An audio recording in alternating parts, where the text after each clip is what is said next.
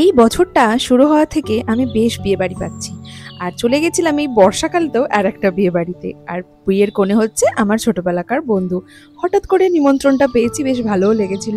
গিয়ে দেখি তো কোণে বিয়ে করতে যাওয়ার জন্য রেডি হচ্ছে, তাই আমি সেই ফাঁকে চলে এলাম একটু খাবারের দিকে। তো এখানে দেখলাম অনেক রকম স্টল বসেছিল, চিকেন 65, ভেজ বল, আরো অনেক কিছু। যেহেতু দেরি করে গিয়েছিলাম তাই বিশেষ কিছু খাইনি। আর এখানে তো বন্ধুদের সাথে বেশ দেখা হয়ে গেছিল, এটাই হচ্ছে সুবিধা, বন্ধুর বিয়েতে বন্ধুদের সাথে তোমার দেখা হবেই হবে।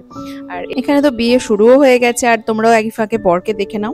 আর একজনের সাথে তোমাদের আমি আলাপ করিয়ে দিই, এই হচ্ছে আমার স্টুডেন্ট। সে আমাকে ভীষণ ভালোবাসে, যাওয়া থেকে আমার সাথে সাথেই ঘুরছে। আমি কি খাবো না খাবো সেই দিকে ওর নজর। তো যেহেতু রাত হয়ে যাচ্ছিল আর বেশি দেরি করিনি, আমরা একেবারে খেতে বসে গিয়েছিলাম। আর এখানে অনেক রকম মেনু ছিল আর খাবারগুলোও খুব ভালো ছিল।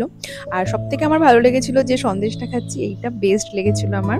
এরপরে ছিল পান। পান আমি সেই মুহূর্তে ফায়ার পানটা খেতে পারিনি, কারণ ওই কর্পূরের গন্ধ আমার একদম ভালো লাগে না। আজকের মতো টাটা।